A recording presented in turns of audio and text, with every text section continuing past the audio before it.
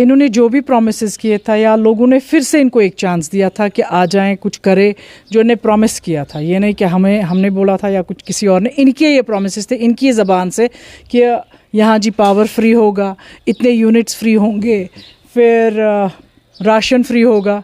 फिर उनने उसमें भी ट्विस्ट लाया, अब जी ये वाले राशन कार्ड वाले को मिलेगा, बाकी पब्लिक कहाँ जाएगी वो इनको नहीं एहसास है। जिन्होंने इनको जितवाया उनको इन्होंने धोखा दिया। एंड आपने देखा होगा आज़ाद साहब का टाइम जो था, आपने देखे कितने डिस्ट्रिक्ट्स बन गए, कितने स्कूल्स, कितना एजुकेशन पे उन्होंने काम किया, मेडिकल इस पे काम किया। एंड इनका हाल देखिए, आप हॉस्पिटल्स जाइए वहाँ बेचारे लोग परेशान हैं, एजुकेशन का हाल देखिए वहाँ स्टूडेंट्स परेशान हैं। ये डिसाइड ही नहीं कर पा रहे इनको क्या, इनका मैनिफेस्टो फेल है। This a fail government. इन्होंने जितना भी किया है वो सारा फेल है। जो भी इन्होंने मैनिफेस्टो में लिखा था वो सारा आज तक फेल हो चुका है। आप किसी भी एमएलए के एरिया में जाइए कि देखिए वो काम ही नहीं कर पाते। और वर्स्ट पार्ट ये बोलते हैं हमारे हाथ में कुछ नहीं। भाई क्या आपके हाथ में होना चाहिए? क्या लिखा देना चाहिए कि आप करें? अगर कोई ये कह रहे जी हमारे को एडमिनिस्ट्रेशन मानती नहीं है तो for what they are there? He is a chief minister, he can suspend the officer, that's it, finish. जो ऑफिसर काम नहीं करता उसको एक हार्ड डिसीजन ले लीजिए so the other officers will be alert. आपने देखा होगा जब आज़ाद साहब थे कुछ ऑफिसर्स ने भी उनके टाइम नहीं काम किया, बट ही सस्पेंड दम, ही ट्रांसफर दम। जो वहाँ डिजर्व करता उनको लाइए, उनसे काम लीजिए। वो एडमिनिस्ट्रेशन में बैठे हैं एंड आपको तो इलेक्ट किया है, आपका तो काम है उनसे काम करवाना, काम लेना। जो काम नहीं करते सस्पेंड दम, थ्रो दम आउट। पता चले कि हाँ भाई एक गवर्नमेंट बनी। नहीं तो ये तो गवर्नमेंट तो क्या, मुझे लगता है इनके हाथ से कभी कुछ होगा ही नहीं। अगर इनको करना होगा तो ये वैसे भी कर सकते थे। अब ये बहानेबाजी चल रही है कि हम जी हमारे को करने नहीं देते, हमारे को कर नहीं पाते। इनका ये था कि हम जी स्टेटहुड वापस लाएंगे। आज तक ये स्टेटहुड के बारे में कुछ नहीं कर पा रहे, खाली बोलते जा रहे, करते कुछ भी नहीं है। I don't think so this is going to work out any more. अगर गवर्नर साहब काम कर सकते हैं तो ये क्यों नहीं कर सकते हैं?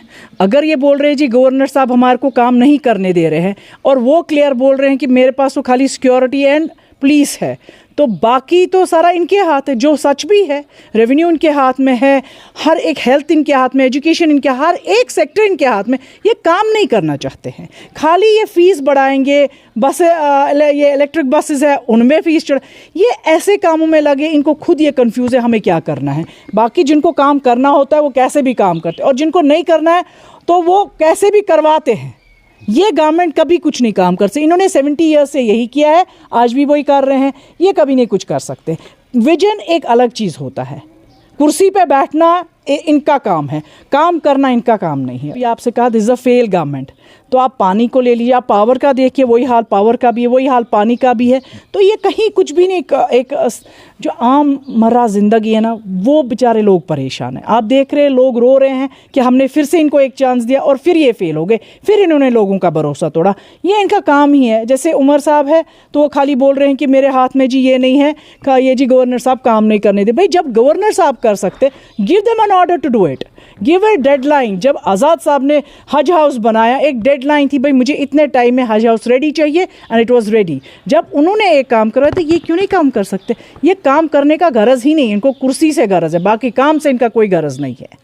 इसको आप प्रपोजल बोल रहे हैं, ये 1931 में हुआ है, जबकि ये आज़ादी से पहले हुआ है। वो टेररिस्ट नहीं थे, वो मिलिटेंट्स नहीं थे। उन्होंने कौम के लिए लड़ा था, उन्होंने एक कंट्री के लिए लड़ा था। एंड वो तब तो हिंदुस्तान पाकिस्तान था ही नहीं कहीं, तब तो 1931, हम तो आज़ादी 47 में हुए हैं, तो 31 और 47 में तो बहुत फ़र्क है। ये क्या मतलब है कि हमने जी प्रपोजल दिया है? ये आज का नहीं है, ये बहुत पहले से हुआ है, हमारी आज़ादी से पहले हो चुका है ये। So they should continue with this. And holiday क्या अब प्रपोज करना है? जब हॉलिडे पहले से थी तो अब क्या इसको प्रपोज करना है? ये आपसे कहा ये फेल गवर्नमेंट है, ये कोई डिसीजन एक प्रॉपरली नहीं ले पा रहे हैं। 10 दिन में ये डिसाइड कर नहीं पा रहे कि आज ये बोल रहे हैं जी अब जी एक टाइमिंग है, जबकि बच्चे भी यूज्ड हो गए थे। अब बाहर वाले कंट्रीज़ में देखिए, स्टेट का तो दूर की बात है, कंट्रीज़ में देखिए, वहाँ बच्चे 6 बजे रेगुलरली वो स्कूल जाते हैं। सुबह 7 बजे स्कूल होते हैं एंड 7 बजे से लेके 1-12 बजे तक उनके स्कूल होते हैं, and by 1 they are at home. और ये बच्चे भी यूज टू हो गए थे, एंड एक हैबिट बन गई थी बच्चों को सुबह सवेरे उठने की। एक सिस्टम बनता है कि बच्चे को दिखाना है कि आपको जल्दी उठना है, सुबह सवेरे उठना है, उसके बाद उनकी काम है स्कूल जाना है, वहाँ से आना है, वो काम है। एंड ये गवर्नमेंट तो मुझे समझ नहीं आ सकीना तो जी कैसे ये डिसीजन ले पा रही है कि 2 दिन 1 हफ्ते में जी टाइम चेंज। अभी जुलाई अगस्त हमारा पूरा ऐसे ही है, अभी पता नहीं गर्मी कितनी बढ़ सकती है या कम भी हो सकती है, बढ़ ये वेदर है, इसमें आप नहीं बता सकते आज मैंने चेंज किया, अगर कल को 38 39 हुआ तो क्या सकीना ये तो फिर से चेंज करेगी? आई don't think so she is taking a right decision. She should be firm on her decision. She should be very strict. हाँ भाई ये टाइमिंग है, let the parents come, let the parents think नहीं जी हाँ आप ये देखिए आपके बच्चे बीमार तो नहीं हो जाएं, आपके बच्चे स्कूल में पूरी फैसिलिटीज़ है। Has she ever visited to the school? स्कूलों का हाल क्या है? कहीं आप देखिए स्कूल्स में 55-56 रोल है, उस पर वो कोई काम नहीं कर पा रही हैं। एंड यहाँ बस टाइमिंग में चेंजिंग लगी है। आप गवर्नमेंट स्कूल्स में देखिए टीचर्स वहाँ भी देखिए कितने कैपेबल है बट रोल ज़ीरो है। ऑर्डर्स निकालना इजी है बट उनको इम्प्लीमेंट करना बहुत टफ लगता है। मुझे लगता है ये कोई इम्प्लीमेंट ही नहीं कर पाते हैं, ये कोई डिसीजन ही नहीं ले पा रही है क्या करना है क्या नहीं करना। वही हेल्थ का भी हाल है, वही मेडिकल का एजुकेशन का भी हाल है, जो भी इनको कोई सेक्टर्स दिए ये सारे सेक्टर्स में फेल है। पावर का देखिए लोग इतनी गर्मी में इतने परेशान है, भाई पावर नहीं रह रहा, पावर प्रॉब्लम है, कुछ नहीं कर पा रहे।